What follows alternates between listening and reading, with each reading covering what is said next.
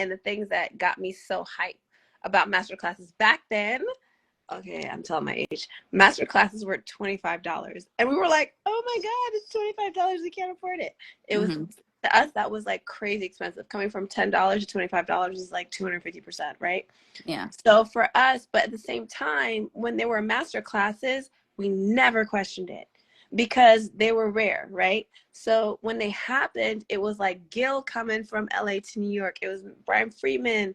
It was like, you know, all these people. And even when Block would have a master class and they would have like some of their choreographers come and teach, like Fatima, oh my God. And so many people. So for us, we never questioned, I mean, to me, I never questioned the quality of the master class. I was like, yo, this master class is happening. Let's go. I don't care what's happening in the master class. I'm in there and I'm going to leave better. You know what I mean? Yeah. Whatever it is, I'm here to receive it, even if I have to flip it. So for me, a master class quantified as someone who was, it wasn't even just about industry. It was just someone who was a master at what they did. Whether the master of their craft was being a teacher, whether the master of their craft was being an industry working choreographer, at some point they mastered something and they had a sort of unique success with it that was particular to them. And here's the thing with the master class is that everybody was so different. You never got the same class twice, meaning there was never necessarily a crossover in styles because everyone was very unique in their voices. And I feel like the cool thing about these days, the advent of social media, is that there's a bigger conversation. The conversation is broader. It's involving millions of people now, where it used to be just like hubs of like, you know, 20, 30 people, you know? So because of that, you know, there is sort of more of a collective voice of choreography and like an understanding of choreography that is shared, as opposed to trying to create your own island and pockets of uniqueness, if that makes sense, right?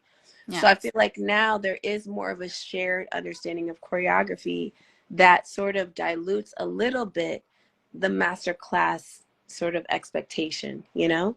So for me, back then, young Luam was hyped no matter who came, because I already knew that, you know, if they're coming, they've already sort of gone through the ringer of sort of vetting their uniqueness, vetting their voice, vetting their, you know, quality of style to some modicum of success, to the point where they were able to teach me something that no matter what I thought I was going to receive something, whether it was what I thought or not, you know?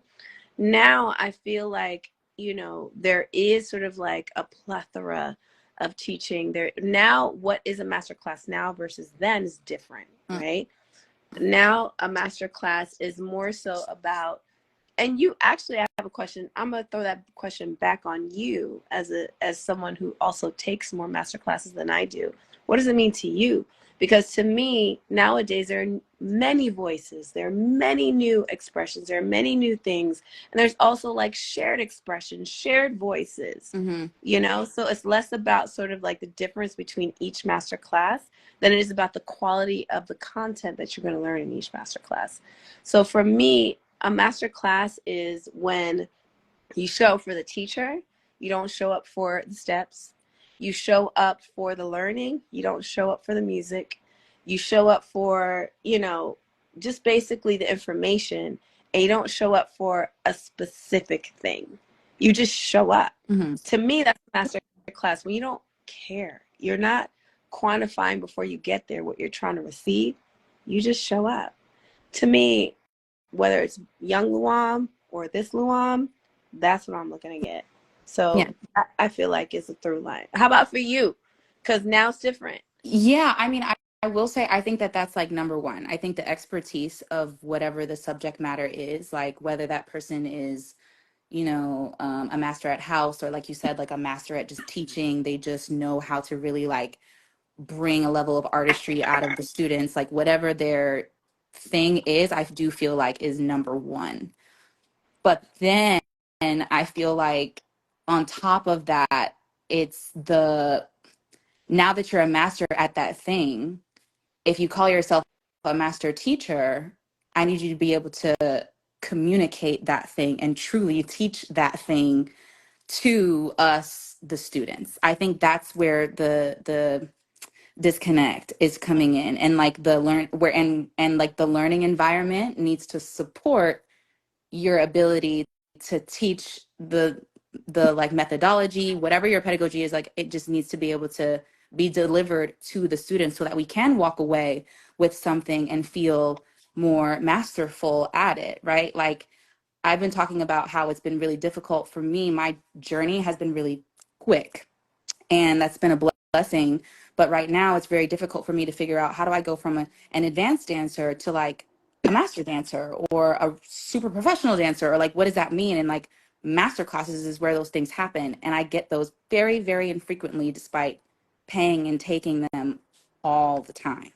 Wait, can I So pause you right here? You just said something really important. You said, how do I go from being an advanced dancer to a masterful dancer? I don't think people are making that distinction. So I'm just going to be blunt on this live. I'm so sorry.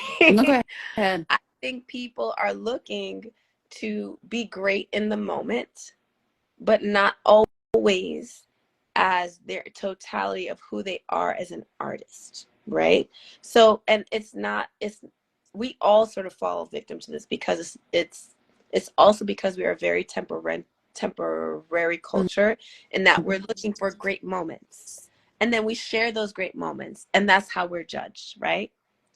But we have to kind of push, we have to actively like be like, get away that, like I'm not trying to focus on that, and purposefully turn away from that sort of like, you know what I mean? It's a little bit I mean, seductive.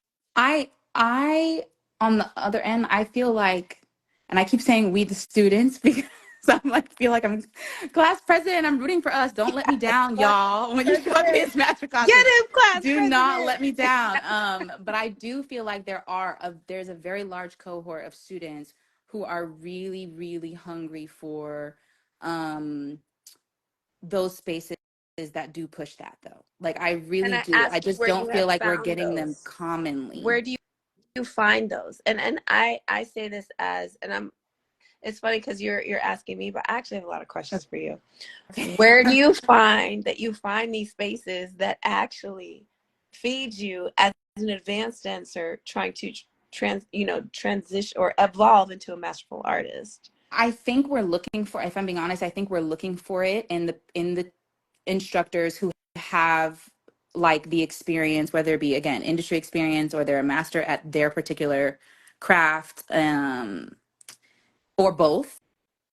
I think we're looking for it in those teachers who show up and post and share, hey, I'm teaching, I'm in LA, I'm in New York, I'm in Maryland, wherever, I'm here. And I think we're showing up and then like walking away like, wait, I couldn't see, hear, understand anything that was said. There was 700 people in this room. I'm being dramatic. There's 200 people in this room. That's not dramatic.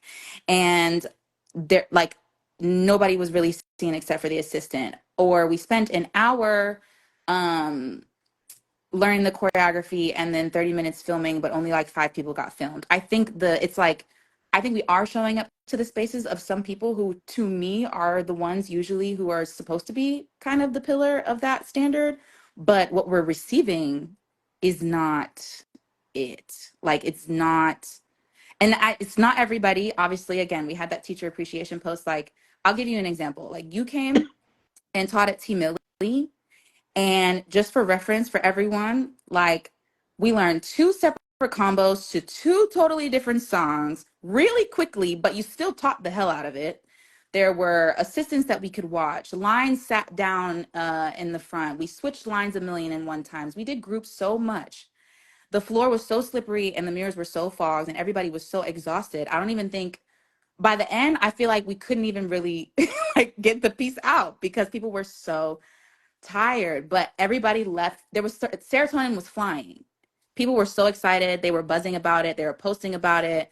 Cassandra, that Team Millie class was lit. Like it literally was. That was one of the first few times in a long time that people were like, "Damn, like that was labeled a master class, and it was that." You know. So I do think that like there's a disconnect in like honestly how teachers are showing up, prepared or not, or like and then there's also sometimes I think also a disconnect on the student end because we do have to be accountable for ourselves of like, are you showing up to hog the front and audition?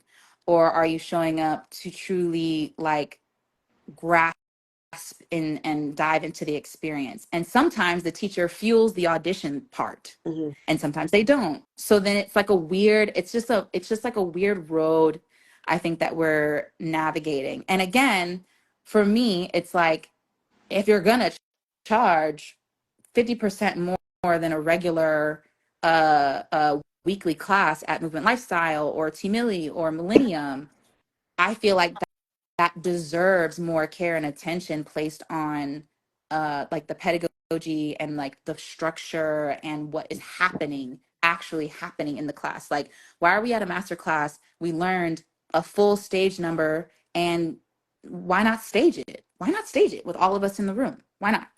Why not, bring in, if you're going to have those working dancers there, why not present it in a way that really showcases, like, this is the pace at which they are working and learning in a rehearsal. You guys need to watch this, and make it a teachable moment rather than like, look at my friends, aren't they dope? Like, we know your friends are dope. We get that. But how do But we like, how are you going to help me get there if I can't see what you're doing ever for an hour? I don't know. I think maybe people can also drop things in the chat. no, they are, and I love it. 100, and now we have 5 minutes to actually perform it. I hate that. Can I tell you, like, there's so many things to talk about here. I'm so glad you brought all of this up. I think it's a lot of different perspectives, right? So there's a student perspective where Mm-hmm. you want to leave better than when you left. You want to feel inspired. You want to feel like you're not necessarily just another cog in the wheel for the teacher to count their coins and get their marketing off, right? So, and at the other side, the teachers are like, wait, I get, like, for me personally, I can speak for me. I get so focused on teaching. I'm terrible at filming, terrible. Like, and I say this to anybody, like, I suck at it, just, but at the same time, that's not good business now. Yeah. Where we are now, we can't be invisible. We can't afford to be invisible as teachers, and what I feel like is good teachers. You know what I mean?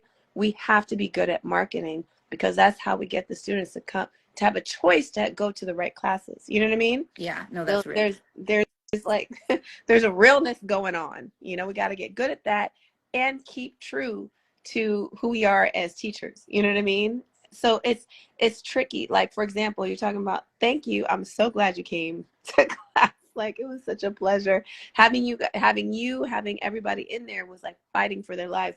But can I keep it real? The second time I taught and was a master class, I was like, hey, can we not call it a master class? Like, Mm-hmm. because I don't feel like teaching a master class. Mm-hmm. Like, I know when I want to teach a master class, and when I just want to teach a class where I Yeah. explore and I try different things, even as a teacher. Like, I used to come back in the day. I was telling Ryan this morning. I just show up. He was like, yeah, my favorite combos back in the day. Move if you wanna, get stupid with, when Ivan was there. I was like, Ryan, I made those up in class. I literally had 1 8 count or 2 8 counts prepped, and the rest I made up in class. But Mm-hmm. I had a class structure that gave me the freedom to like explore and grow. And it wasn't like a master class. Yeah. You know what I mean? There wasn't that pressure that I felt where I was like, I have to come with the masterfulness. And I think that's where my solutions post came in, when I mentioned just like accurate labeling. Like, I can't Yeah. be mad if, if you label a class like pop-up class. My expectations are maybe not low necessarily, but just like a little different, right? But when you label it masterclass, like, those expectations are a little bit, label and price it at masterclass. Those expectations are different. If you label it, promo event, mixer, like, I think, like, especially the ones particularly where the focus is truly on like the artist coming, and they're not just coming to watch, like, they're coming, they're jumping in at the end, and they're like giving performance, it's filmed, those types of things. Like, I just wish that people would take the time to accurately label what those events are, because now they're different. Like, okay, this is a weekly class, this is a pop-up class, this is a master class. This is more so like a promotional event that's happening where, the artist is coming in and XYZ. And I think, like, no, those don't have to be free, those promo events. Maybe some people want to meet that artist and come and dance with them, but I don't think it should be $45 to do that, when in actuality they're going to use it for promotion for that artist and make it a music video. Well, So it's okay, like it's just all these things are all mixed up and people just label it masterclass. And that's where the issue comes in. all of that. Plus, people are responding in the chat. A couple of things. They want to know what our definition is. Sabina wants to know what our definition is of a masterclass versus a workshop versus a class. That's number one. And number two, Cassandra is saying, I also heard mixed opinions that students should be more intentional about the classes they choose to take, depending on what they hope to gain from the class.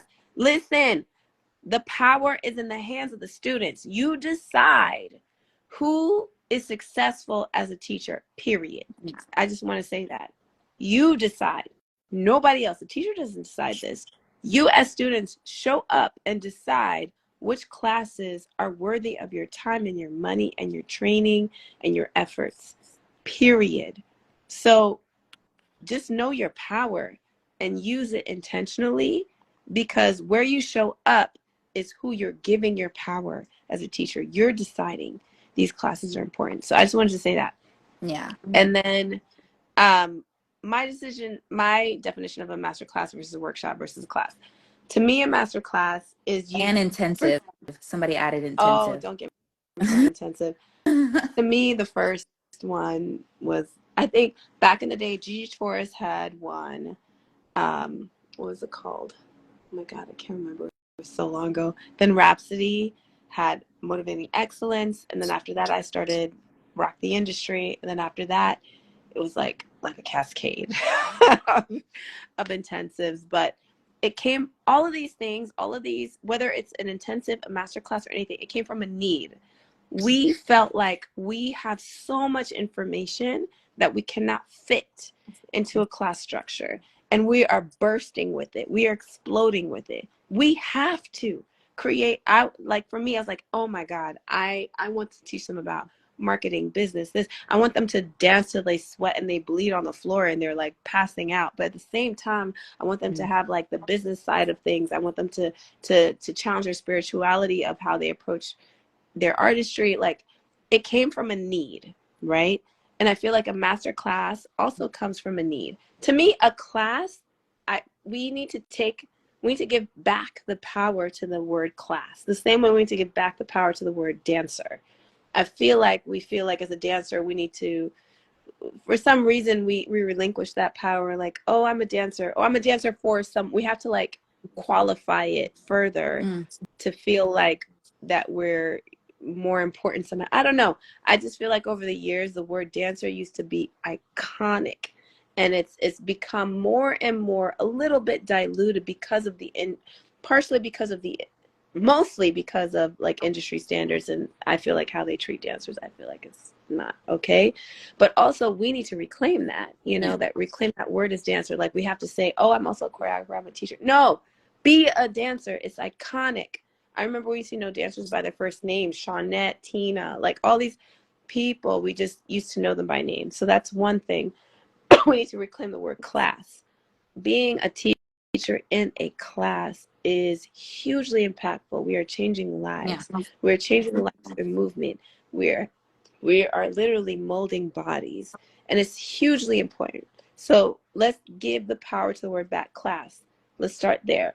Then when you feel like I need to do more, I don't have enough time to do what I want to do in a class, I'm going to hold a workshop to extend that period of time and do more and explore more through movement or whatever, whether you call it workshop or intensive. It's from the same need as a teacher to give more with more time. And it also breaks the mold of like maybe a typical class structure with a warm-up, a routine, and groups, right? So now we have more flexibility to play with that, to do a workshop or intensive, right? Then we have what do we call masterclass. Masterclass, again, usually involves, and I really like the post that you had about this, and I defer to that because it kind of touched on all the things I would anyways. But to me, it's more sort of expertise, experience, time, unique value, you know what I mean? And focus. Like, there's a focus to all of these. Masterclass is not just a longer class. Yeah. the two things that change with a masterclass are the teacher and the content. And to me, like, both require intention. So those are my definitions. And please jump in, Mo, because I feel like I've been on the giving end, but I want to hear more about the receiving end. Yeah. No, honestly, I love those definitions. I think that, you know, and just in like very simple layman's terms for everybody, also, I think just like explaining it as masterclass is not just a class with an extra 30 minutes attached to it, with just kind of like a general base of warm up choreo groups, that there is more substance and, like you said, intention put into um, the educational material that's being brought. And then also, there's a preparedness that I think the students have to show up to. Like, what's a master class is happening this week? Oh, Coda, my cat's crazy. Sorry. Um, Tony Testa and Robert Greene are teaching a collab on No Thursday. way. Yeah, That sounds tomorrow. crazy. And like, Okay.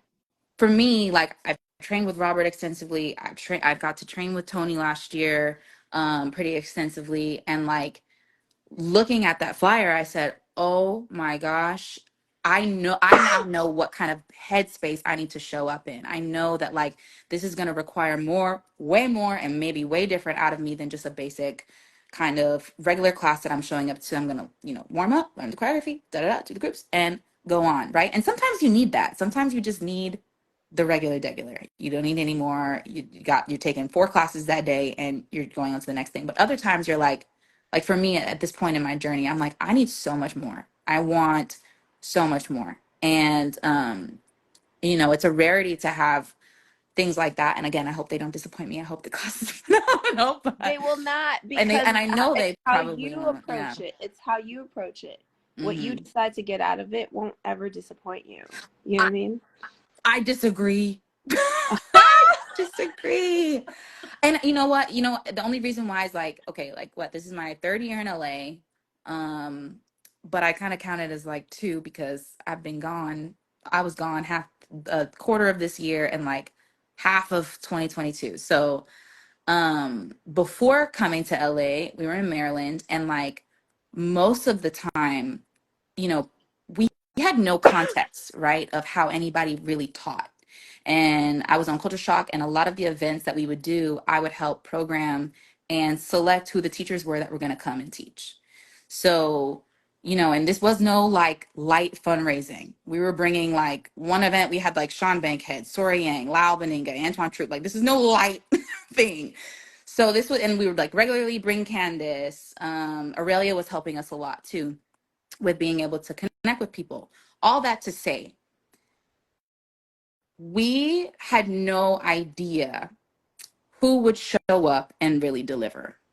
Because from Wow. a video, you could tell the choreography is amazing, the dancers are amazing, but that does not necessarily mean that the class experience is equally amazing. And I will say there were, off the top of my head, there was at least 5 people that I would say came to teach a quote unquote, what we thought would be a master class based off of what we saw, based off of, their resume and track record. And it was all like just extremely disappointing, like to a point that some people have yet to be invited back in like years.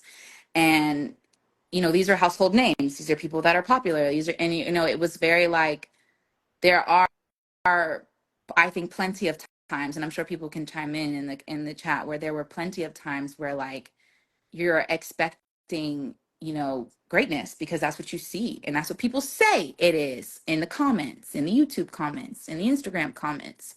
And then they show up and it's not that, especially to a group of people who maybe do have experience with quality people and they don't get those experiences often. So now you're like, well, so and so came and they did all of this in their master class. So what is going on here? Like, my homie taught me better in a session yesterday.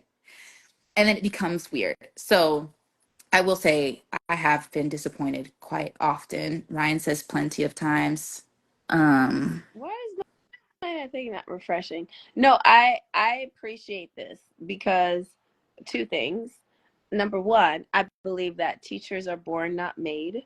You are not destined to be a teacher by being a student. You are either born a teacher or you're not, period.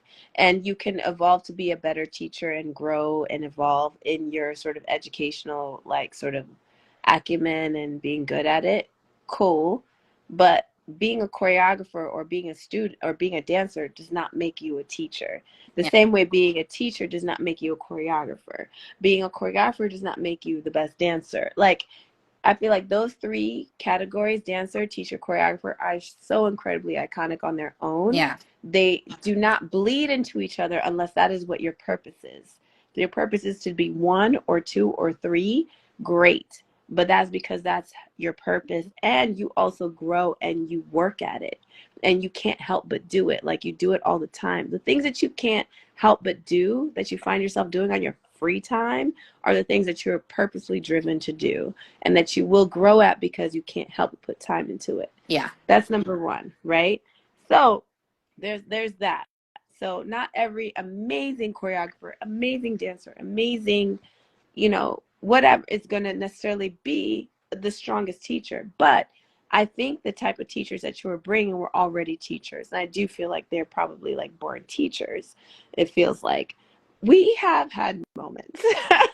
Yeah, no, I that's I think real. of one moment as a, like, someone brought me once, not as a teacher, but as a choreographer. And I still think about it to this day, and it stresses me out. Like, I lose sleep over it. I'm like, I did such a bad job. Like, I'm like, what was I doing? Like, and it was like such a small thing, and it was in the middle of nowhere. But, I definitely felt that I could have done better. And to this day, I'm like, can I reach out to them? This is like 10 years ago. What's happening? Reach It's fine. out. They care. Unless it really And wasn't that they bad. probably don't work there anymore. I don't know. And it was a small location, but to me that matters more. I don't know. But, if I just felt like it wasn't that I didn't care, it's just that I wasn't prepared, or, there's a lot going on, and then the song, whatever it was, I Hmm. wanted to do better and I didn't at the time. So I feel like we have all had moments at different points in our career that we can learn Yeah. from, right? I mean, when you talk about that, like I do this thing I talk about it with men like all the time. I'm a three strikes you're out kind of girl. I like to give people the benefit of the doubt. I really do. I will try your class 3 times. And every 2 out of 3 hit miss, I'll be like, uh-uh, or there's been times where I'm like, the first time it was a hit. I'm like, oh my God, yes. And the second time I'm like, what in the heck was that? And the third time I'm like, okay, maybe we'll see. I honestly think that is more so what's happening too. Like when you said the powers Mm-mm. with the students, I do think that like that also happens a lot where students are like, maybe they were having a day. Like I know one specific choreographer whose class I love now, but I remember one time they had come to Maryland and they really genuinely were going through something and it wasn't the best class. But ever since then, like after that, I've never had a negative experience in their class Never ever. miss. So, Yeah. I think it just kind of depends. But Max said, and everyone kisses his ass saying it's amazing, even though we know it really wasn't. That is something, I don't know if that used to happen back in the day, but I will say now there is absolutely 2000% a desperation for the connection to get you closer to that next job or just the opportunity in general. And I will say that like we the students again need to not be that desperate. If it was not good, you don't have to, what your mama say, if you don't have anything nice to say, don't say anything at all. Like it doesn't have to be that, you know you don't have to beam up the class, you don't have to like make it so that oh, the choreographer is going to know me if I like give all these accolades to the class, even though outside you were talking about how you hated it and you couldn't see and you felt like you needed a round two because it was not good. Like I think we also have that accountability, so this is just me saying that out loud too, to like not be so caught up in the whole building a relationship with the choreographer that you don't speak transparently, Or don't and speak at honestly. all and just let that Yeah. moment pass. Like, honestly, some things don't have to have, like, don't need to be on blast. Like, you know what Yeah, I yeah, mean? yeah, yeah. Like, I do think I agree with you 100%. I'm glad that you brought this up because I do think, in our career, like as teachers, we all have moments where we're like, oh, I wish I'd have hit that one harder, that choreography harder, or I could have taught that one faster. I could have, that just comes with the territory, right? If Mm, everybody blasted every part of that, like we would be less likely to take risks in class or explore in class or be whatever in class. Like class would be less fun. You know what I yeah. mean? So that's one thing. I do agree with you though. That street three strikes you're out, two strikes you're out.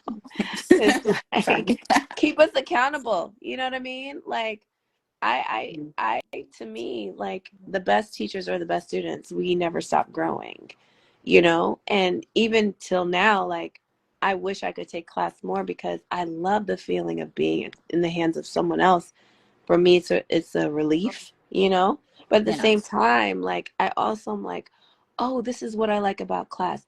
This is what I want to do more in class. It's a teachable moment about how I would conduct my own class and what it really feels like to be a student again. So keep us accountable too. Like I think both sides of the coin are fine.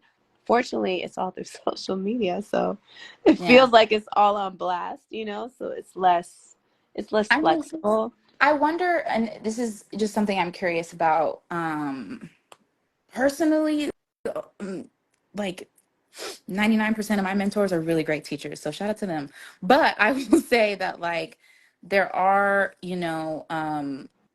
some working choreographers who are not the best teachers that whose choreography absolutely deserves to be learned, and we, the industry dancers, need to learn it in order to actually be able to show up to these auditions and be prepared and get on these jobs and be prepared.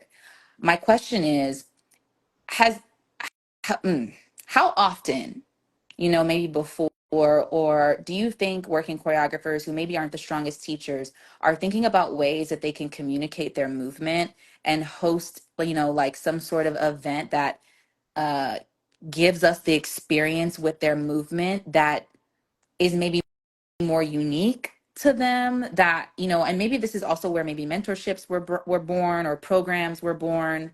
But I'm just wondering, like, are there some alternative ways? And I know that there are some alternative ways and creative ways, but I'm wondering if they're thinking about alternative and creative ways to bring dancers into the space and share without maybe feeling the pressure of the teaching aspect. I don't know. I'm having even a hard time articulating it. I mean, I can't really think of two things. I can't think of any like major working choreographers who haven't taught a class at this point. I was trying to think of like, and I'm like, I feel like everybody has taught, at some point. So I do think there is some experience with it. But when I was coming up, there were working choreographers that never taught, never, ever, like Mhm. because that just wasn't their focus, and that was fine. That we just understood that, we respected that, and there were like very few crossover moments. Like I remember one time Block had a class where Fatima taught and Jamal and Rosero taught, and I think Shonique and Lisette taught. I don't know if that was their block or just regular, but working choreographers were teaching, and we were like, "Oh snap! This is so different." Mhm. Than what we normally do in class. We have this routine of class, but this is sort of breaking that mold. Yeah. And it should break that mold. It shouldn't feel like class, in a sense that it should bring sort of a unique value to you know the I think students. I guess, like, as an example, what I would hope and wish, because Cam was also saying, like, you know, some of the working choreographers, like, why am I professional and I still am lost? And I think because the reality is, like, for me now, being on the jobs, doing the things, 9 times out of 10, the assistant is teaching us, right? Like, oh, it's loading. Hold on. Okay, can you see me? Can you see me? Yes. Okay. Cool. Um, what I was saying was, like, in reality on the job, 9 times out of 10, choreographer is doing 7,000 things, and so on and so forth. And usually the assistant is the teacher. They are the ones breaking the steps down, making sure everybody understands it, XYZ. And I think as an example, what I would love to see happen, maybe in real time with those master teachers or master classes where there's a working choreographer who's not the strongest teacher. I would love to see them utilize those assistants in the same way that they utilize them on the job, and it actually feel like and mimic what the rehearsal is like, so that people can understand what the hell the steps are. And then the choreographer comes in and goes, hold up, do the same thing that they do in rehearsal, like changing 7,000 things really quickly. Flip this to the other side. You come in from this side. Like, I think that as an example of like those things that we're craving, like we would love to, again, we the students, we We would the love students. to experience that with that person, because that's where most of them shine anyway. Like, I think like if we bring our strengths as students, I would also love to see whoever is leading bring their strengths as either a teacher or a choreographer, like whatever that means, because I just feel like people are trying to be with something they're not. Well, maybe this is a controversial topic. Finally, first of all, my comments just loaded. This whole time I haven't been able to see them, and I'm just seeing them. Oh I my see you, gosh. Kim. I see you, Zai, and I 100% agree with you. Not every choreographer is the best teacher, not every, and vice versa. But that's, totally what I said earlier. Now, here's the thing. To me, and maybe this is controversial, every teacher should be able to teach their own steps. Fair. It's not revolutionary. I'm sorry. It's not a Fair. revolutionary thing, but that doesn't mean they have to do it a million times and be crazy full out every time. Like, it's supposed to support, their vision. So for me, and maybe I'm just like biased because that's how I feel. Like, if I can't do it, I can't teach it. That's how I feel, you know? But Yeah. that's particular to me, and I don't want to, disrespect anyone else's sort of like point of view, because there's also genres of dance where you can literally sit and speak it, and Yeah. the way you put it together is genius, you know what I mean? And that's different. But for me, in terms of like more commercial dance and more street styles, like, I have to be able to do my own choreography in order to properly teach it, and my assistants can assist and aid in that, and they can also perpetuate that, so I can watch this. Listen, guys, it's a numbers game. Let's say there's 70 people in class, right? Class is, let's say it's 90 minutes, let's say it's 60 minutes. If you do the math, there's no way in heck I can see everybody doing the steps at Hmm. all in a mathematical way if I do not step outside and stop dancing. Like, there's no way. So do you want me to see you, or do you want me to dance? You got to Yeah. choose, right? So there's that. But I do think the assistants doing great. I also think back in the day, assistants weren't as much of a thing, and now they're a bigger thing, and that's fine. That's evolution of our craft. Cool. But at the end of the day, it's our vision as teachers to perpetuate. This is not a choreography where we're sort of like putting on or creating a vision for an artist or a client or whatever. Hmm. We're teaching people in the room with us, and they leave, and we only have an hour, hour and a half, 2 hours with them. So we have to be able to connect with them. Yeah. That's how I feel personally. Sabina said, I feel like in classes I don't ever really hear assistants even talk for real. So how do assistants help in a class setting besides us just watching them do it? I That's think, enough. yeah, yeah, yeah, yeah. I mean, like it as a on the flip side, Sabina, like in a rehearsal, it changes, I think, in that respect, but and can change, but yeah, in the classroom, not too much. I mean, sometimes personally, just because, but maybe this is just because it's the homies. Like if a friend is on the side and they're like, "Girl, what is that?" Then I'll walk over and be like, and then like come back. But I think that might just be more of a, the people type thing. Um, Well, Angie said too, if the choreographer doesn't realize that they're not a great teacher, they won't even have a skill set to utilize it. So their assistants, they won't have a skill set to utilize their assistants in the best way. yeah, yeah, That's it's a yeah, lot of E. yeah. And then also, somebody mentioned this. Oh, Carlos, students be brave enough to pull them aside and ask for clarification. Yes, to the assistants, but also, this is my pet peeve. Okay. I hate this so much. Okay. When the choreographer says, y'all got it? Does everybody understand? And everybody hesitates and they ask again. And then they say, yeah, you liars. You are lying. It was in the hesitation. Like, we cannot be dishonest about whether or not we actually understand what the No, heck is going on. but honestly, Because it's the teacher's responsibility. I have to push back on that. We know y'all ain't got it.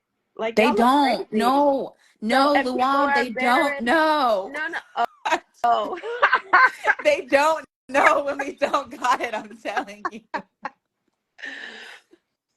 Like, that's the whole point of class, they right? If have the students no are gonna be idea. insecure, and then you're supposed to look at them and be like, "Y'all ain't got shit. Sorry, do it No. again." Like, Some yes do, but honestly, those of you who do know when the room don't got it, usually you've already like structured what your next step is gonna be so that we end up getting it. You know what I mean? But like it's the people who like have no idea, like truly no clue, because 9 times out of 10 they're spending most of their time watching the friends that they brought to class who already know the combo, instead of actually wait, can truly we scanning pause the on room. that? I didn't even know that was a thing. That's a thing.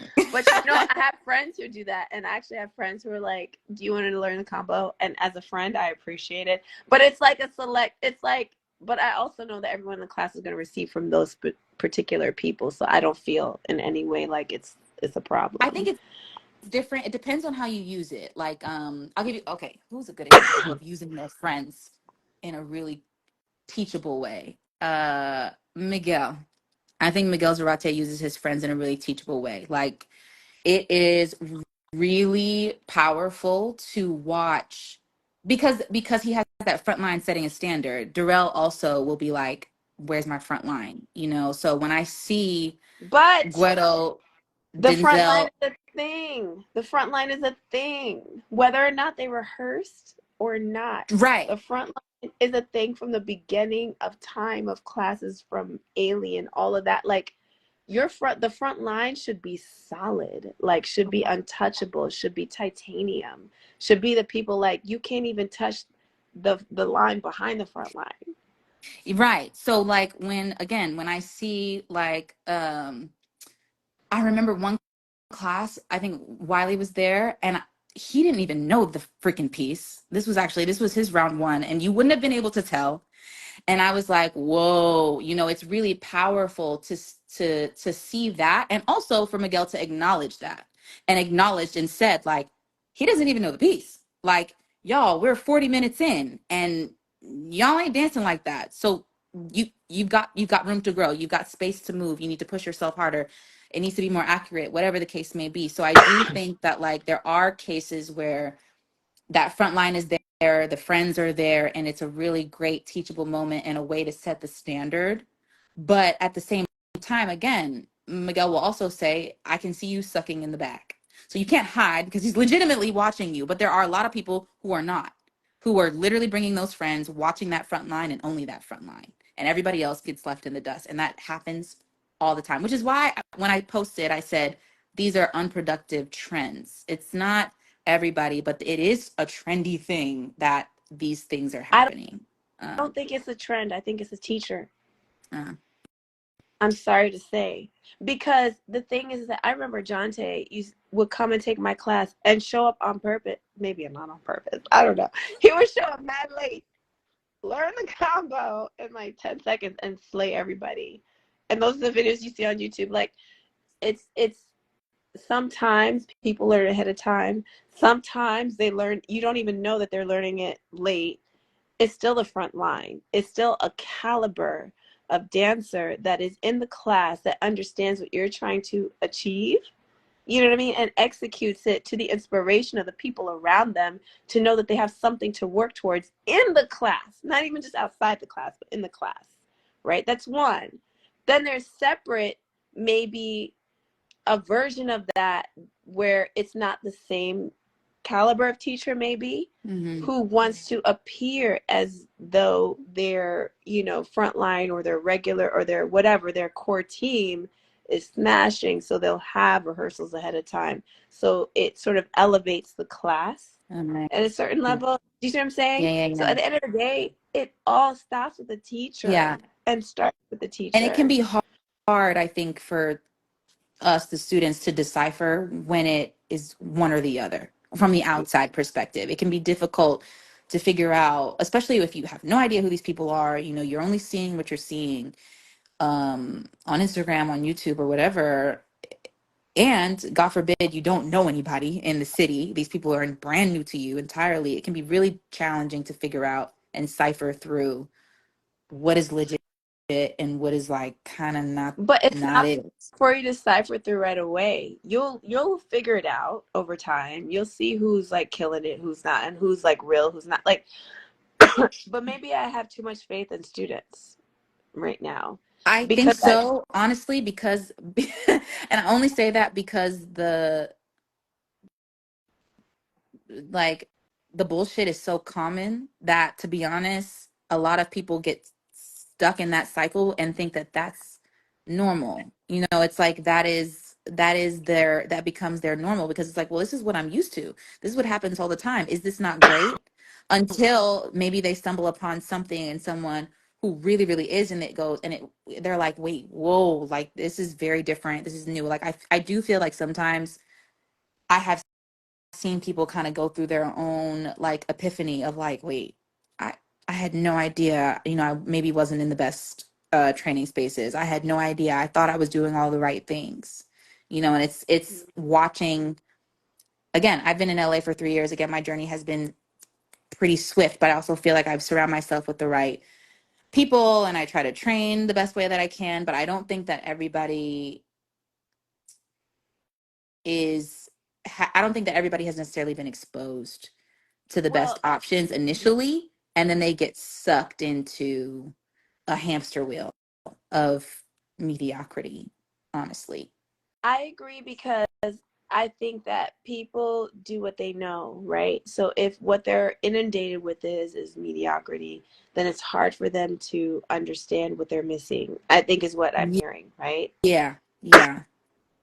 So what would you say the level of math, like with all the master classes that are happening, what a percentage would you say are actually master classes? Y'all chime in and drop your own percentage as well. I think Please, yeah, just out of take the it off of ones that Mo. I take, or out of the ones that I see. Either. Cam said 1%. Yeah, I honestly, I think out of the ones that really happened, I think truly, like Ryan, I agree, 20%. It is 20%. very, very rare. I can tell you off the top of my head which classes in the past year I've taken that have been truly master classes, maybe on one hand. And how many have you taken? A lot. Wow. I'd be outside. Y'all know. I'd It be outside. seems like the general consensus is 20%, which makes Yeah. me sad, but I I think that's also being think, generous, to be yeah. honest. But I feel like there's an opportunity for growth, right? There's opportunity on the students and the opportunity for the teachers, right? Students don't show up. Like if it's not one of the 20, Yeah. just don't show up. And I'm not saying that to be shady. I'm saying that so that you can send a message of what you deserve as a student with your time and energy and money and all the things that you invest in. That's one. And as teachers, let's do better. Like, what is it that we're missing? And there's this literally spectrum of teachers. There's not even 3 categories or 4 categories or 5 categories. It's a spectrum. We're all so different. And I love that diversity. But there's a lot of things that we each can do to grow. You know, Yeah. some of us need to teach less, some of us need to teach more, some of us need to teach with more intention, some of us need to actually move more. Some like there's we all like I know what I need to work on as a teacher, you know, and I try to work on it when I teach. So I think we're never done as artists. We're always like working on what we do. Even when we're doing it well, we're constantly like fine tuning it, right? Yeah. So I think this is the process, this is the wake up call, because I don't know. I do feel like there is a little bit. I really love what social media has done for dance, because it has democratized like dance for the world. Like, this is Mm-hmm. crazy and incredible, and it allows us to reach so many people quickly. But it also opens up a lot of doors, Yeah. right? A lot of can of worms. So we need to kind of take back that power in our community on demanding the best from each other, right? As students and as teachers. Um, but I don't know. There's so much to talk about, honestly. Cam mentioned, and honestly, I forgot about this too, to mention earlier that the studios need to stop hiring just anybody. And I do think I did put when I said like whose responsibility is it to uphold the standards of master classes, that it's everyone's, the organizations, the studios, like vetting who's coming is huge. Like if you're a studio that like again like with Culture Shock, you know, we were always bringing people in, and I remember Aurelia would always ask me, how did class go? How did the students feel with that teacher? You know, what happened? And I would report back to her honestly, you know, like, this is what it was, this is what happened, you know, and then that would be the decision of whether or not they were coming back. And so it's really important that you Laura, anyway, Hey, Laura. amazing. It's really important that, you know, also the organizations in the studios are upholding um those standards. And again, we're in an era where it's not just like studios and things that are uh manning these events. It's like also just like like managers, like business managers and like Well, but companies. So then it becomes, now it's like all just a marketing game I hate to say, and money. I hate to say it, the business is going to keep businessing. So the power is still at the biggest power is at the hand of the students. Hmm. At the end of the day, yes, I agree with you 100%, Mo. Like, in terms of like vetting and sort of being intentional with who you invite and all of that, like, sure, 100%. But they also have to keep their doors open. So they're going to make decisions that we may not always agree with. I don't always agree with 100%. But that's not something within our control. You know what I mean? As on the creative side, what we can control is what we decide is popular, what we decide is worth the students' time, what people will show up for to make their businesses boom. So we need to make, we speak with our dollars, Yeah. yes, 100%. Like, we need to make the businesses boom that matter, you know? Yeah. And I just think there needs to be a bigger push for discernment. I think discernment is really like the new, hopefully, will be the 2024 keyword, is like authenticity, discernment. Like, because I think we got quality, we got quantity for the last like few years. We got a lot, you know? And Yeah. dance is out there, people respect it as a business and an art form. Cool.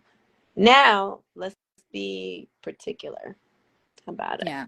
And I do, you know, um, again, like with the holding the students holding the power, you know, again, like I think nowadays, why again this conversation is coming up as intensely as it is as well, is that now it's not just like, oh, I'm being picky about going to this class because of the way that they teach. Now it's also like, I'm being picky about going to this class because it's going to cost me $100 to take 2 classes this week. Yes. You know, so it's like we can't afford to be throwing our dollars in a space that doesn't support us. So like if I could give it to anybody, like, you know, I personally am not putting my money into anything that doesn't support us, the dancers, not just me, the individual, but us, the dancers, because as a collective, we only get stronger and we're only going to be able to fight for more in all the other ways that we're fighting for it if we are a stronger entity. But, you know, I think that we cannot, again, we cannot let the desperation for the job or the opportunity or the exposure or the video be the guiding light. Like, I think there's so many other things that we can use to decide what is a quality class to show up to and what is not. And I was I hoping that's what ideally my content will be able to help shed light on, because I honestly don't, again, I don't think some people know. I really don't. And it's not it's not, for me, it's not a shame thing. It's just like a awareness. do you think it's just like understanding what you're signing up for? I just feel like the class landscape has changed. I feel like before, when you showed up for a class, whether to be seen by an industry choreographer or to be seen by someone who, like someone who books and hires a lot that doesn't teach much, it was a very specific and unique class. Like that rarely happened, Mhm. right? So everybody knew, like, we showing up because we trying to make sure we get hired at some point, and we hope to learn something too, but that's secondary. You know what I Mhm. mean? That was an understanding. That was one thing. But now I feel like it's prevalent everywhere, the be seen, right? Yeah. So for us before, it was easier to say, like, listen, this is an industry class, right? I'm showing up because this is really important to my industry and my career, and I'm also going to grow, right? That's my industry class. Yeah. I'm also going to do my training class, which will help me become a better dancer, period. And they were kind of different, Yeah. right? No, I feel that 100%. But now I feel like no one's differentiating between the two. Everything is just class or workshop or master class. I personally, I do differentiate between the two because, again, Darrell will say, play the game, right? Like, I think there are times where you do differentiate. Like, I'm going to just be transparent and give my own example. Like, I knew that the one, like, I got my wish list of choreographers. So when I saw that Charm was teaching, I was like, oh, I'm going, because this is how else am I going to get in front of her? Whatever. So I paid my $50. I went to class and I was like, I'm going to go to class and I'm going to eat it, because this is what I need to do if I want to work with this person. But it was called a master class and it was $50. However, I'm going to add that we got a t-shirt. The way we signed up was really administratively was done very, very well. She capped the class at a number that we were not completely squished wall to wall. It was still a decent amount of people, but we were not squished wall to wall. We stayed an extra hour and had a whole Q&A, and she talked to everyone at the end. So, yes, I may have showed up and was like, okay, this is labeled a masterclass. It's going to cost me $50, but I am going because this is going to be an industry class for me. I want to work with this person. Boom. But what I got out of it, again, for that premium price, was a premium experience. And And the combo was good. you didn't even need the t-shirt. I feel like the information she gave you, listen, I'm sure whatever steps and dance information she gave you was worth it alone. Yeah. No, it was great. But I'm You know saying what that I as an mean? example of, like, I do think that we can have, like, I don't understand why it needs to be, I don't think it should be separate. I think that, again, like, if you're charging that premium price, there should be a premium experience. And if not, I am also willing to pay my homie for the growth that they're having as they grow on their teaching journey. I'm also willing to do that, but I need to be aware of what it is. And again, sometimes that discernment, I think, is tough. Somebody mentioned for beginners, and not, I think, not just beginner movers, because there's a lot of people that are learning how to dance at home who show up to studios, show up to LA, and they're not beginner in their movement expression, but they are beginner in their mentality about dance and about training. So then you've got a bunch of people whose mentality is not yet matured to figure out where they really need to be. And they get really, really lost. And I feel like, and I don't know if Cameron is still in here, but I do feel like Cam has a mentorship where I do think he kind of like is a net for a lot of those people, and kind of being able to be like, okay, you are 18, 19 years old, 20 years old, you just moved to LA yesterday, and you think that this person who has 7 million followers on Instagram is the best thing since sliced bread. But that's not really the case.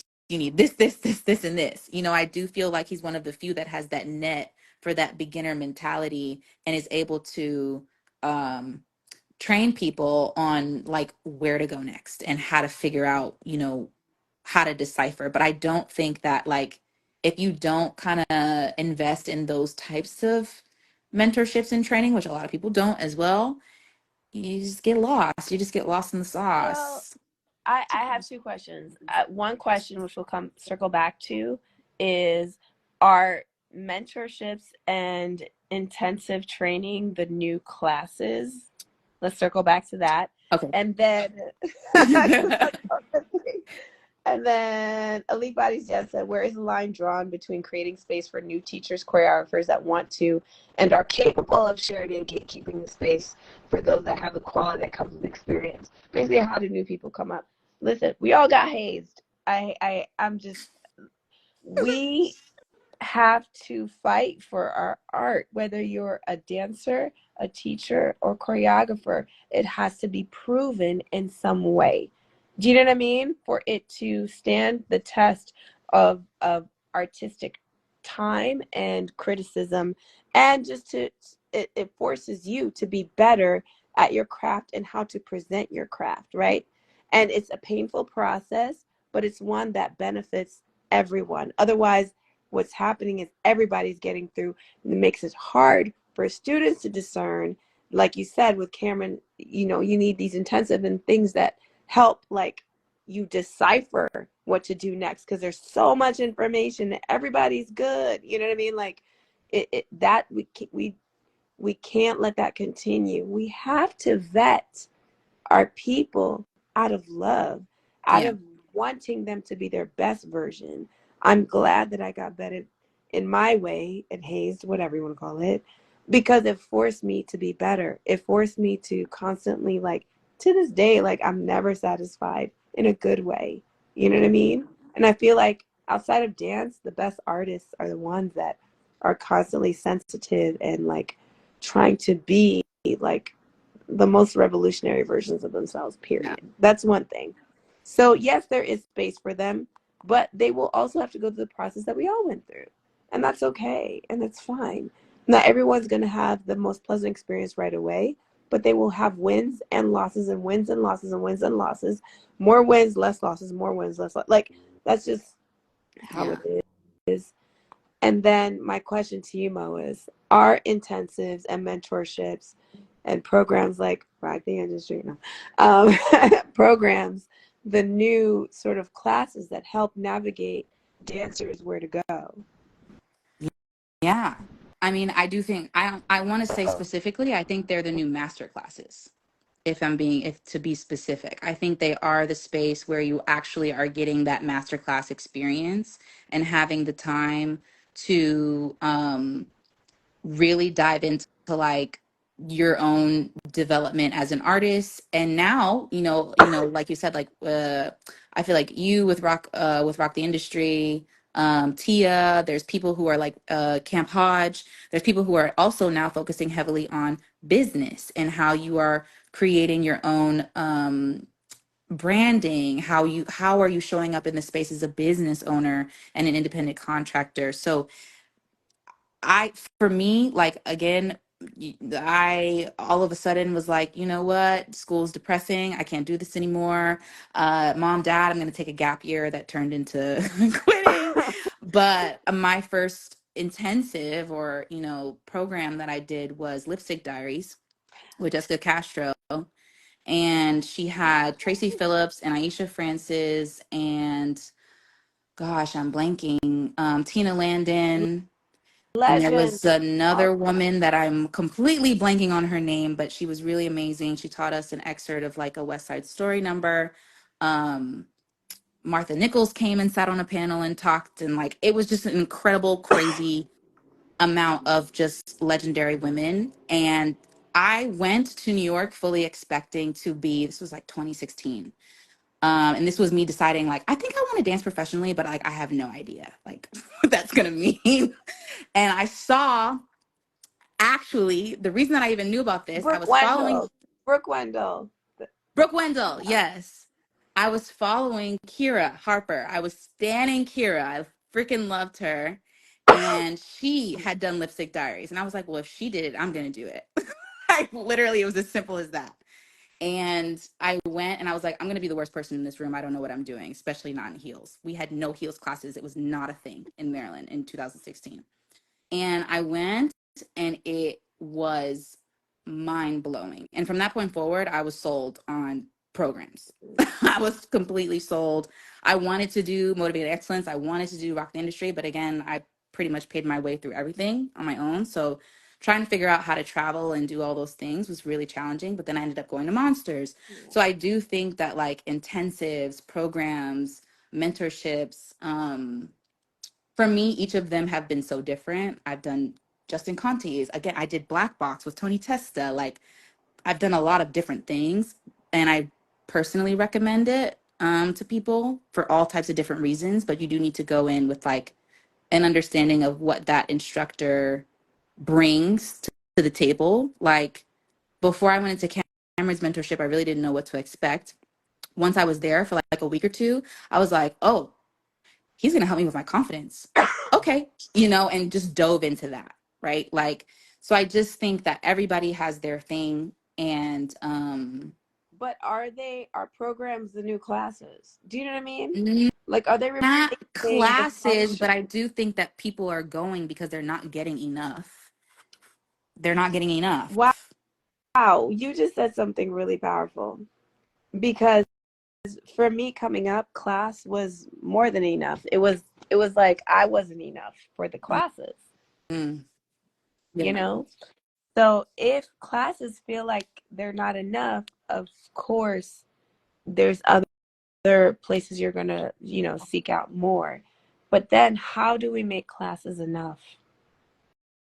Mm, I don't know, and again, like sometimes I'm not really sure about the perspective of some of the people who teach regularly now too. Like, I don't know if also teachers are showing up with the expectation that the students don't want that much in the class space. And if they are, I just want to be like, that's not true. Like, we want so much more. We want so much more from you. We want so much more from the students, other students in the room. We want so much more from each other, from ourselves, from the teacher, I think generally speaking. And I am not sure if like I would love personally, I would love if there were more just like conversations like this happening on an absolute regular, even informal basis after class. Like, teacher, stick around and really like candidly talk to us about like what is it, like ask us like what is it that you guys No, want to learn. no, forget the teacher. Y'all need to talk about it. This is what we did. We stressed. We talked after class for hours, like about this. Mm, Don't wait for the teacher. Talk amongst yourselves. Because here's the thing: there's you, class president, and all your class president, like colleagues and friends and cohorts. But then there's also people who are not introduced to what you have been introduced to, so they don't know anymore. yeah. So I have heard people like, oh, this is too much, or this is not. This is I don't want to do that. Like Mm, turning down, really huge and legendary opportunities because it's too much, you know? So I feel like if everyone had the mindset that you and your friends and your cohorts and like people think that like you do, sure, that's not the case because we have made dance and classes and all and learning choreography such a microwave thing mm, that people want it fast. People want to look good and they want to get out and they want to show it off. And I'm not saying everybody at all. I'm just saying sort of as like a sort of generalized yeah. new vibe of processing dance that we need to sort of like say, no, no, we're also very serious about what we do, Mm, and reclaim that and show people like, yo, you can be even better than what you think. You know what I mean? So I do think these conversations need to happen amongst y'all, amongst yourselves, and then you as leaders with other students could be like, yo, you wildin', that's whack. We're gonna be over here being great. You know what I mean? Catch me on stage. yeah. You know what I mean? Like, No, that's real. That's real. And like I think anytime, you know, I'm working with people that I know are also working dancers who are also phenomenal teachers who care, I know that they get sick and tired of me asking them. But I'm always like, hey, Lucy, you want to teach? Like, do you want to like you Yes, want to teach please next week? You asking. know, like, hey, so and so, like, it would be really nice, like, if you taught a class. Like, I know I feel like I try to say it like lighthearted, but I really, if any of you like see this, watch this, hear this, like, please understand that like we the students need you, like we really, really do, because there is also, and some of them will talk about it, like I do think there is also a gap in like age and working experience where there were people who um I think would naturally be kind of our weekly class teachers now. And I also think that with movement lifestyle back, that is shifting a bit, I have to say. But I do think that there's like a group, a cohort of people that would be those weekly slot people between the ones who had been holding it down for the past 20 years. So I think we're kind of just like, some people are just stepping up and filling the gap who maybe not be ready or just really don't have it to give. And then there's also people who are running away from it and we're like, no, we need you, and they're just like, no, but I need to work, I want to just dance. And so it's an interesting, I think, transition that's happening. But I will say, and maybe other people can comment and speak to this, that I do think that particularly right now, movement lifestyles resurgence has been a bit of a, there has been some shifts. And we have been seeing, I think, more classes more often that are your regular classes, but are really good classes. And people being, you know, pretty inspired. So I think just more of that everywhere would be nice. I love that. I love all of that. And also, I think being open to vocabulary over combinations. Hmm. Do you know what I mean? Because, like, some of the best classes just gave you a way of moving. And it wasn't about having, like, the hottest, like, thing to post or whatever, right? It's like, it gave you a vocabulary and it made your body move differently. And then you just saw yourself gain a new superpower. And then the more you talk about that, the more other people say it. Like, I will never forget, like, Brian Green. Everybody knows you're gonna look crazy. Only people look good in Brian Green's class is Brian Green and Maho, right? Everybody else is gonna look crazy. So God forbid that was an Instagram class. He would never have students. His class was packed every time. Mm. You know what I mean? Because we knew, like, I can't act like I took his class religiously. I would probably be outside most of the time. But when I did, I knew, like, just even watching, I was receiving. You know what I mean? So I think it's just about, what do you want? What do you want from this dance game, period? Do you Yeah. want to be a brand? Okay, fine. Be particular about it and be strategic about it and be a business about it and have a layout for your brand and a marketing plan and all this, whatever, fine, and follow it. Or do you want to be a better dancer? Yeah. Figure out how to be a better dancer. And then you can figure out how to blend both. You know what I mean? And where you're like, you know what? This is not the class that I'm going to focus on posting or focus on getting something out of. Yeah. I'm just going to grow. This is a class that I'm going to use to showcase my growth and market it. Cool. Like, it's just about figuring out what you want and then going for it in a very, like, strategic and, like, flexible way that isn't just about ego. Yeah. And I know somebody's probably thinking it in here, because not necessarily we the students, but we the industry dancers trying to figure it out, right? I know some people are probably thinking like, but what about, you know, people are, you know, my agent says I need footage and my da da da says this. Like, I also just want to encourage everybody that like it does not have to be the class footage that you need. Like, 9 times out of 10, they don't want to see that shit anyway. Like, just go record the video in the alley across the street from, you know, the pink wall on Melrose and call it a day. Like, I also just want to put that out there. Like, I think sometimes we rely a lot on the clout behind Class the footage. the class footage with the particular Let backdrops, me tell right? The you from particular backdrops with the someone, particular videographers. And I do think accountability wise, yeah, we the students could do better about Yeah. not caring about that at all and No, just care being like, about it, but not in the class place. yeah, yeah, yeah, You can yeah. figure out how to capitalize on moments where you can use that. Sure. But that can't be your default. Do you know what I mean? As someone who hires dancers off of footage on Instagram, as I do not need class footage because 9 times out of 10, you're not in the front. So already, you know what I mean? And then, great. Like, even if it's not in the front, cool. It's one of many things. The one that hits me the most is when you're in the front and you have styled it, you have the proper direction, the proper like color pop, the proper hair thing where you're not like this, where your hair is like this, and I can't see your face and I can't sell it to a client. Like, there's better ways to market yourself that you're just defaulting to class footage. Yes, listen to your agents, but be a better business person and actually get a videographer, have a plethora of choreographies to tape, and then have you, and then you can also have people around you if you don't want to just be by yourself, so it can like add to your sort of like volume of power of movement to do the movement behind you, and then you can rotate and like you can each use the footage. Like, be smart. Like, Yeah. there's better ways to be smart about this. Yeah. But I don't think, honestly, I don't think a lot of people know that.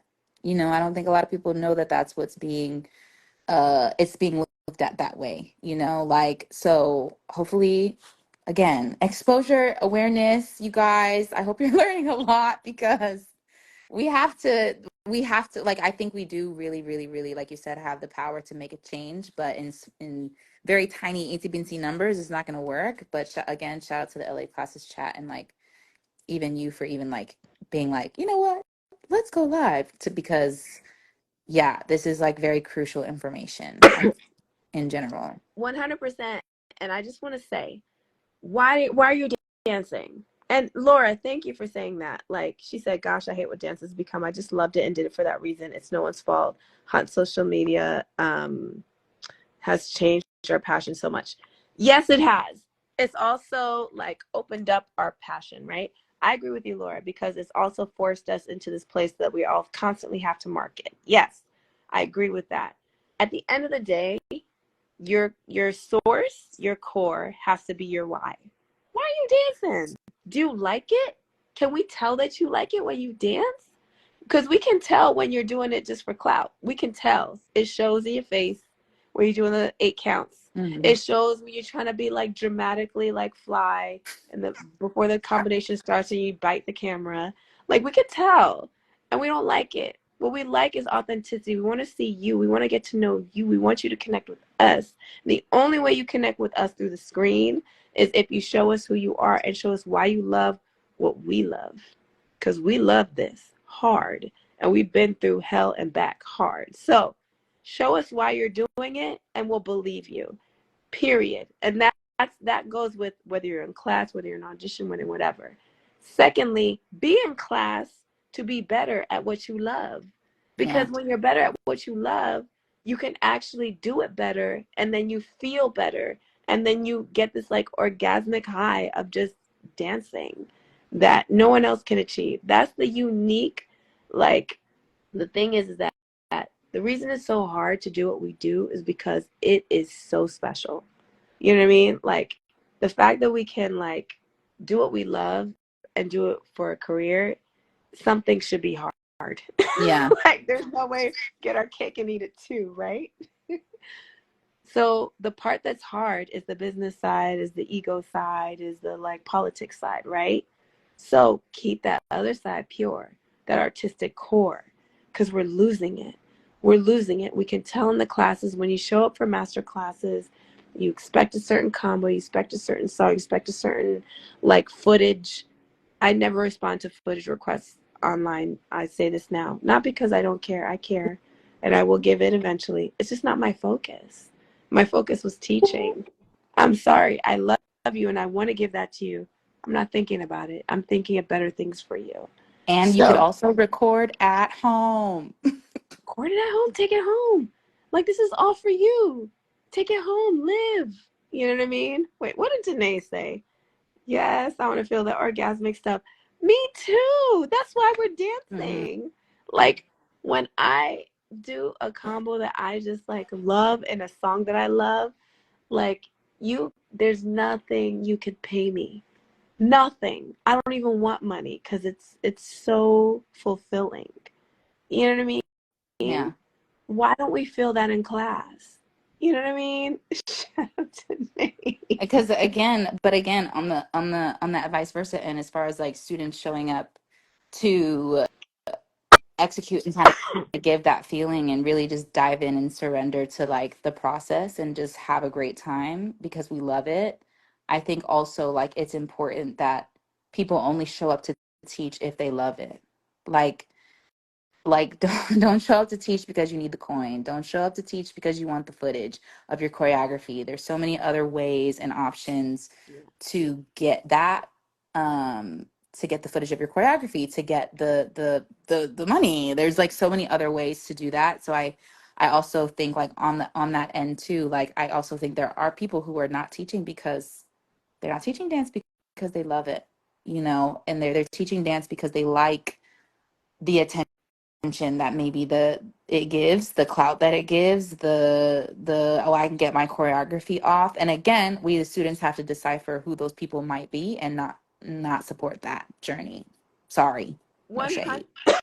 But yeah. The thing is that students are not dumb. I'm sorry. As much discernment as we need to push and to need to foster and need to make sure like new generations of students are better at discernment, also because what they have in front of them. But at the end of the day, they're not dumb. They can tell when a teacher's there for the coin, for the clout, for the footage. Like, you can tell. Mhm. And you leave and you feel like, was I supposed to feel that? Yeah. You know what I The mean? answer is you don't have to feel like that. You do not have to feel like shit after class. That's not normal. No. That- Oh, That's not Laura's normal. hilarious. She says she still hasn't given BC her W-9 from teaching mechanic because she don't want it for money. I feel you.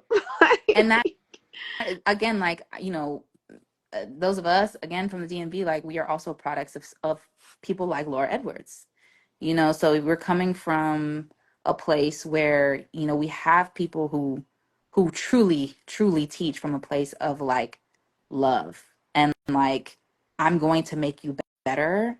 And if you also give in to that process, it's you come out a beast. I mean, the proof is in the results, babes. I don't even need to name the names. Um, like the proof is in the freaking results. When you So I care, it just, shows. yeah, it absolutely shows. And I, you know, yeah, again, I don't think that some people know that that's not a normal feeling. Like an ick, like I know the feeling. I've been there, done that, felt that, and like it is, it should be that you're walking out buzzing, like buzzing about it, buzzing about class, buzzing about how people danced, inspired by the people around you, inspired by the teacher, maybe the way that they taught, the material that they taught, the song, the vibe, the everything. Like it could be so many different things, but again, like it's like maybe it's just a reminder. Maybe also maybe some people have gotten sucked up into the cycle and have forgotten It's a what it's supposed to feel like. reminder. It is a reminder. Even Ryan said, he said, and then you can leave smoked in the combo and still leave so full. That was Yeah. literally my entire dance career early on. I was like, I'm so smoked, but I'm like sweating like this, puddles on the floor, and I feel amazing. And I'm going home and I'm doing it again. hmm Or you're Like, like mad. Like for me, I'm competitive. I'm a Capricorn. So for me, like if I didn't get it, mm. like if I didn't feel like I really got it at the end, then I'll be like, I want revenge on the class and the Yes, combo. So now I'm like, no, but wait, can I tell I'm you? coming back because I want my lick back because why? You'll What's going get me in on? the first group at some point. At some point.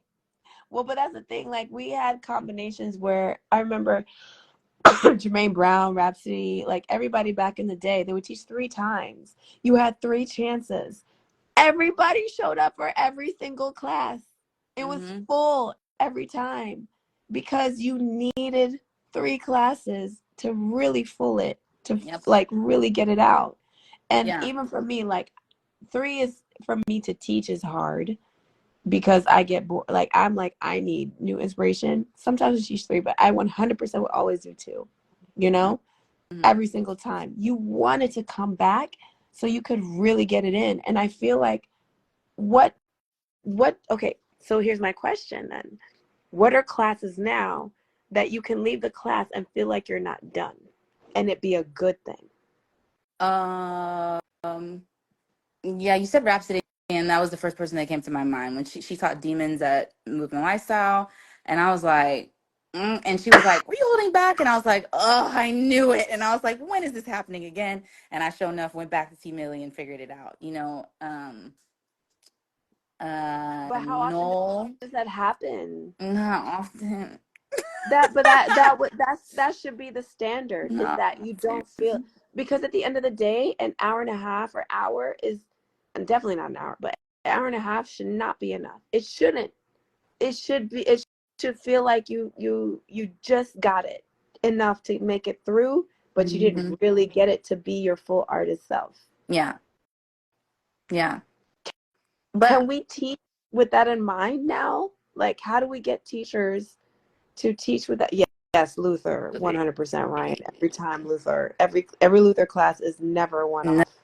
So 2 or no. 3 off, like, good luck. And Yeah, Miguel, yes. But, nope, same. Miguel is teaching classics next month, by the oh, way, if anybody doesn't know. nice. Um, but yeah, I think uh, okay, first of all, maybe some people are not teaching that way because they know they're not going to teach it again. Or What they does know that they're not going to mean? teach again. Like if they're doing a pop-up and it's like, well, this is just it. So it kind of keeps it a little surface level. I don't know if that may be what's happening or thinking. Or also, I think there might be a pressure. I don't know where the pressure is coming from, not me personally, but there might be a pressure from the social media side where people feel like they need to constantly have a new combo, constantly have a new something. And maybe, as teachers, people who are teaching now, like maybe try to dismantle that pressure a bit and like be like, hey, listen, this is what's going to happen. This week I'm teaching the first half. Next week I'm teaching the second half. And like people like Darrell stick to that I all love day long. that. Like Darrell 100. Darrell will stick to that framework. You know damn well he's going to teach it 3 times. He's not filming until the third time. And that's just that. And if you come, like some people come to that class because of that. And some people maybe don't.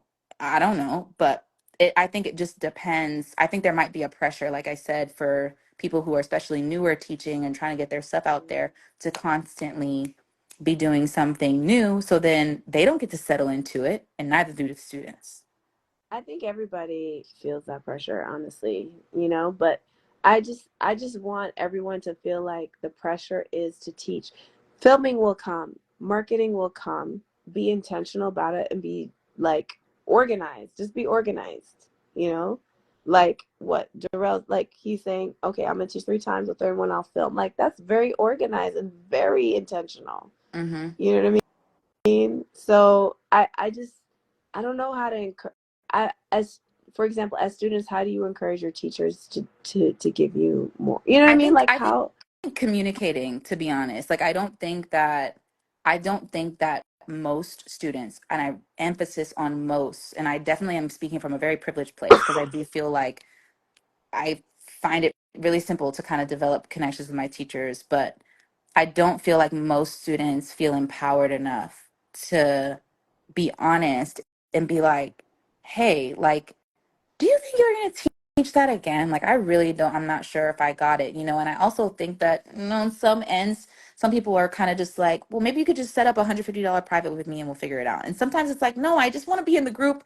I just want to be in the class. I just want to, like, like it's not even that deep. I don't, I think that we could, again, be empowered in our voice and empowered in our presence and empowered in our dollar to be like, hey, actually, like again would be nice. Or like, it would be really helpful if you could go over this, that, and the third. Or I have a question about this part. Like some people go straight to like, do you have any feedback for me? And it's like, or do you have the video? And it's like, maybe you could just ask them about a specific part that you were struggling with that maybe you didn't get a chance to in class. But I don't thank know. you. Is this It your just first class with depends. me? Like, come on, ask me after the 5th class. Like Mm-hmm. you, I got a lot to say about that. But I 100% agree with you, and I think that this communication is needed, and I think this conversation is needed. And I think the conversation also is most important between the students, most important. And then the teachers will get wind of it because it'll happen in in the student choices, right? Like it'll change choices. It'll Mm-hmm. change focuses, it'll change intentions. Like I just I just encourage everyone to sort of like collectively take class. Cuz that energy, oh my god, like I don't even want to tell you who I used to take class with. But imagine having like Ramon on one side and Jonte on another in class. Like, No. you better pull the F up. Like, if you weren't fighting for your life, Dana, Joanna, LaJean, in class with you. If you aren't pulling up and fighting for your life, I don't know what you're doing. Yeah. There's a collective mindset and a collectiveness to taking class that I think students push each other. That even when a class is whatever you do or don't want it to be, the way people take class around you can make it that class. Yeah. You know what I mean? So imagine if you choose classes together as a group. Like, I don't know. I just feel like Ryan, he's right. He said my front line was Valentine, Hollywood, and Quran. It was. But it's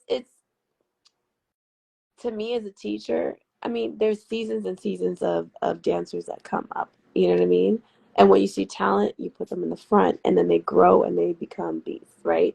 And then there's another season, as they move on. And I think, I don't know if that's the energy now, you know? Um, not all the time. Not as, I don't know if it's as often. Like, I feel like, people are mentioning about like people in the chat, like, Valentine and Hollywood, Quran, like some of these people I've never taken class with, but I've worked with them. And like I get that feeling on the job. Mm-hmm. I get that feeling and that experience there. But for me personally, like that, oh gosh, I remember I walked into the Gwen camp and had to learn the 75-minute show in 4 days. And that was my first time, and perform it on the fifth day. And that was my first time doing anything like that. And I remember being so frustrated because I felt like I had taken so much class and so much programs that why why wasn't I ready? Like why didn't I, like why, I mean, it happened and I didn't bomb the show. But in the process, it was so challenging and I was equally so inspired by the people around me that I was like, whoa, like what would it be like if we were learning like this on a regular basis in the classroom spaces and these people were around me all the time? I think I would dance different. So then you're taking, I think, especially like the newer industry dancers, I think and I'm saying newer, like 5 years and under. I think we're taking that energy from the job and trying to bring it into the classroom, but then you've got like 70% of the room who has no idea what that energy is. And then you're carrying it on your back. But then it's also like, but wait, hold on. Like, I've got my own shit to work through. I've got my own things that I'm trying to figure out. Like, I can't carry the entirety of that energy on my back, but they don't know what that feels like. So it's a weird, it's a weird thing, I think. Like personally, that's like also my experience, like coming from like the job to class to job to class to assisting to back to now I'm working with these, more seasoned OG dancers and they perform this way and then I'm in class and it's this and they're saying the teacher's saying and it's just it's an interesting I know what it is. experience. I feel like this is just me, but I feel like, okay, for me, what was so inspirational coming up was seeing working dancers in class next to me. Not because that's where they would, it's like, of course I'm going to be in class. I'm going to keep my craft going. I'm going to keep it like popping or whatever. Like I want to continue being the greatest version of myself when I'm not on a job. You know what I mean? And also I enjoy it and I love it. I don't know if that's necessarily happening these days. You know what I mean? Where working dancers dancers are consistently in class anymore. You tell me. It's No, it's not. That's what's missing.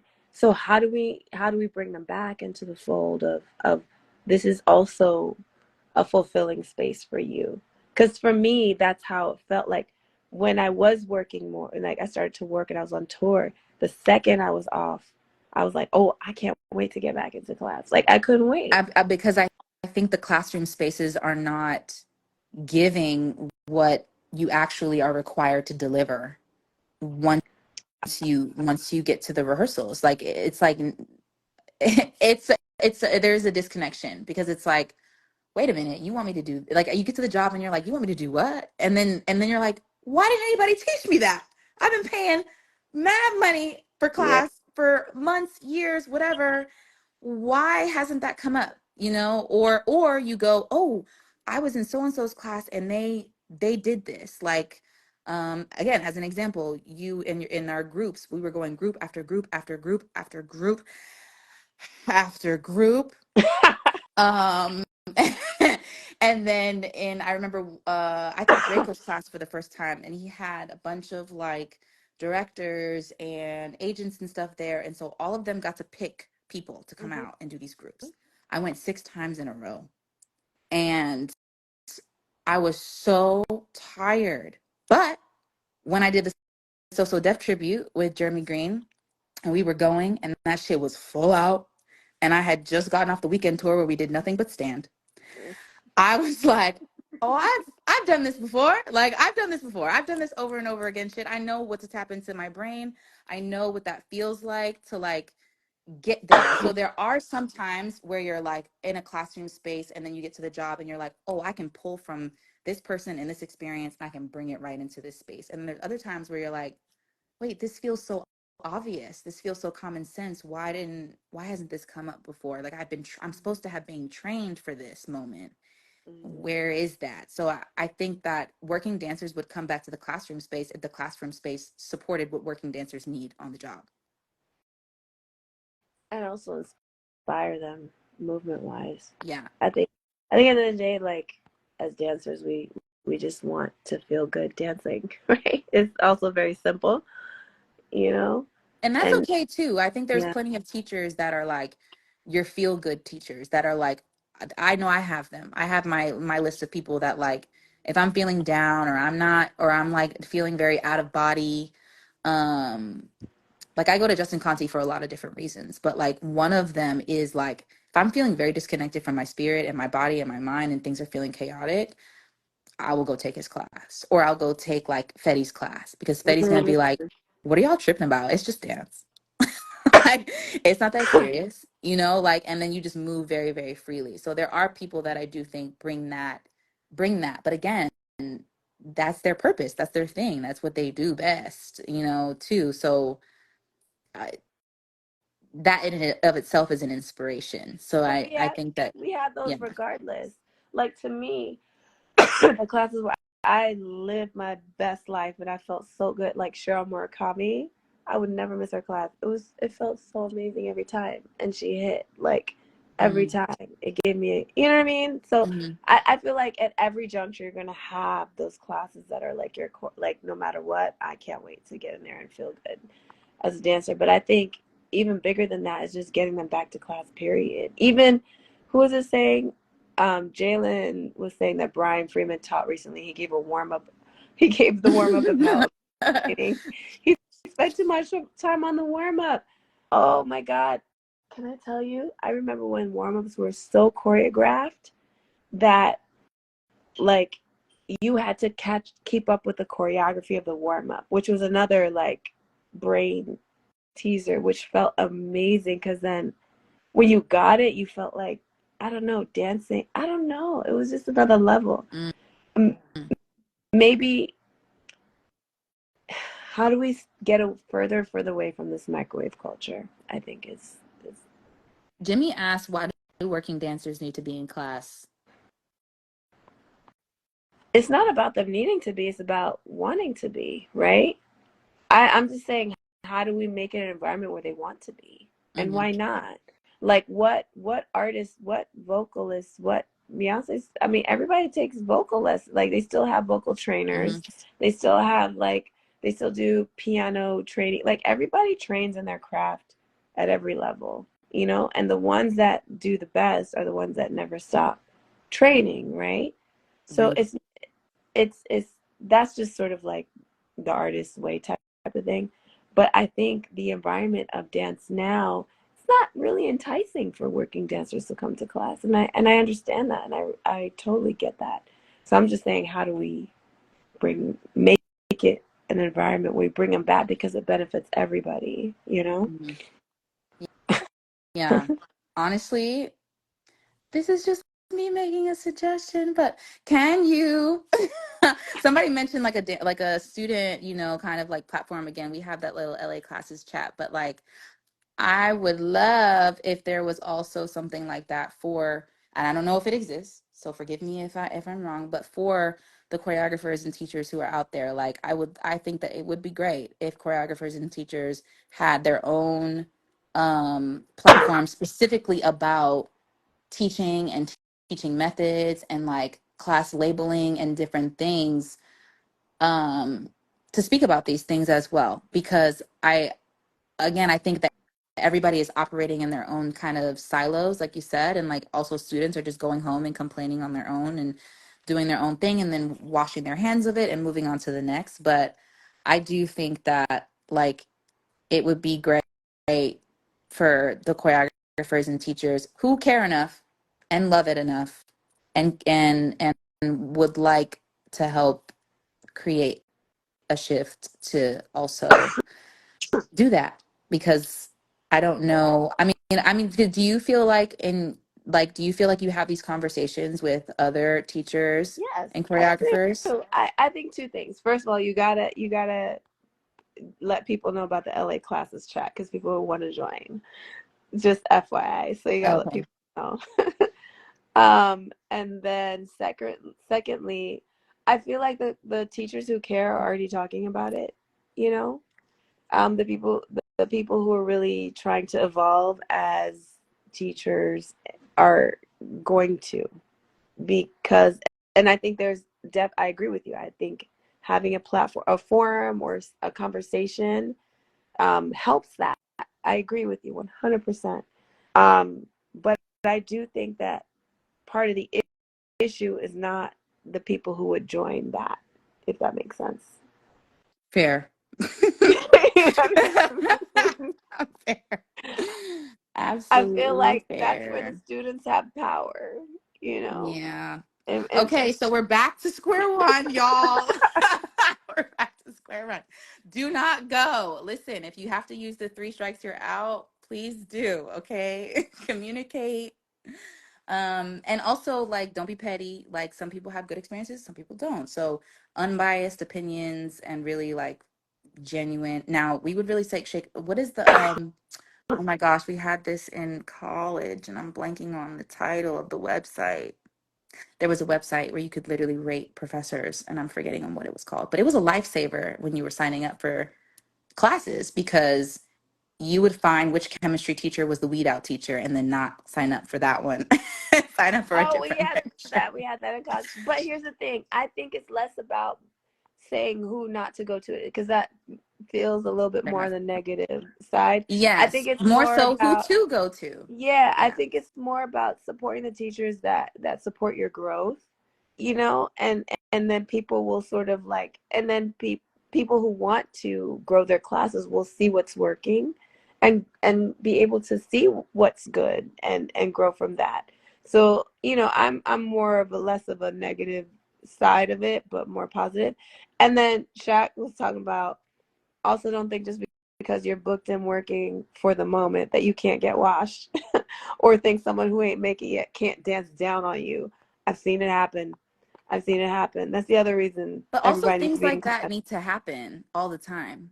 I Like love when that things like happens. that need to happen because it is also important.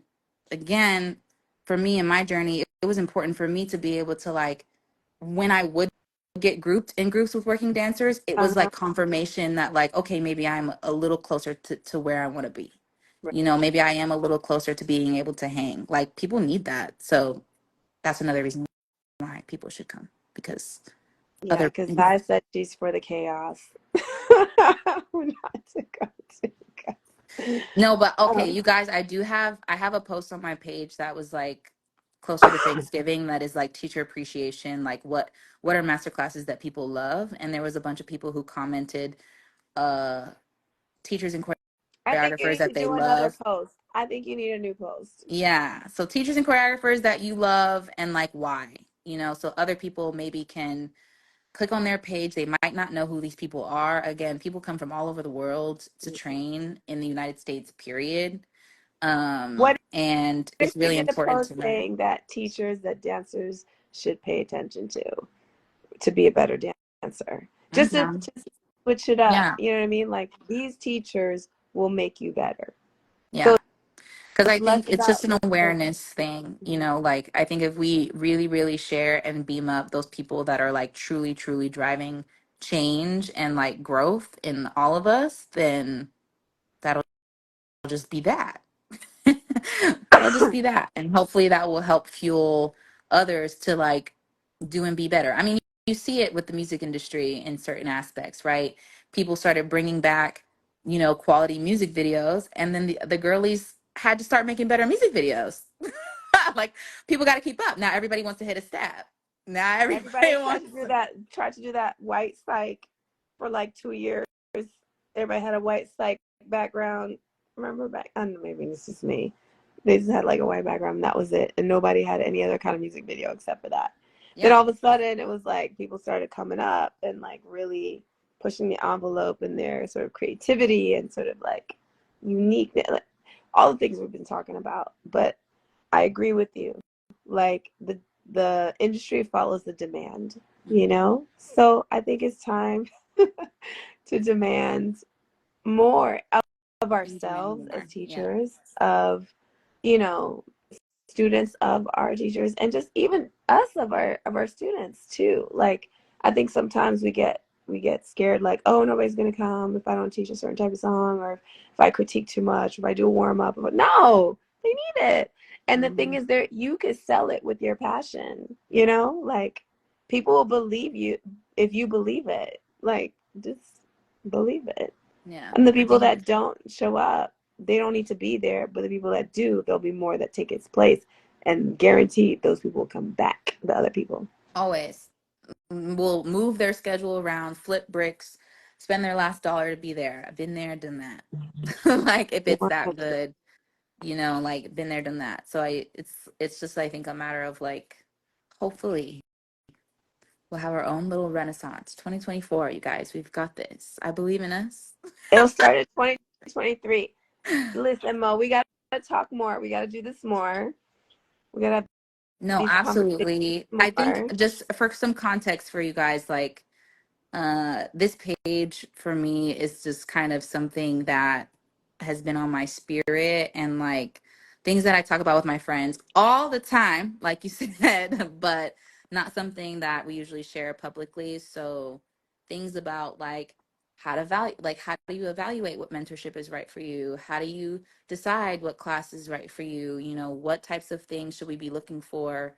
Um, in order to grow and get better. And then on the vice versa, like if you teach kids, like here are some tips and tricks for teaching kids. So please like tap in.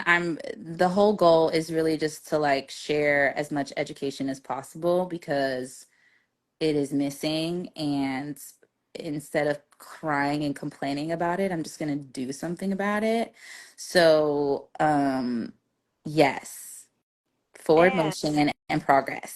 forward motion and progress and realness. I think we need to be a little blunt about it, because I feel like, there's been a lot of glossiness the past decade and with advent of social media.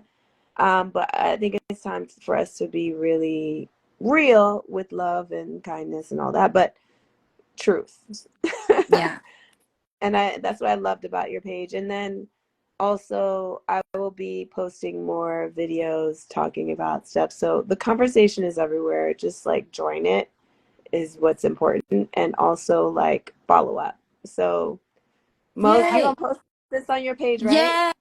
Yes. Okay, Thanks, great. Luam. Thank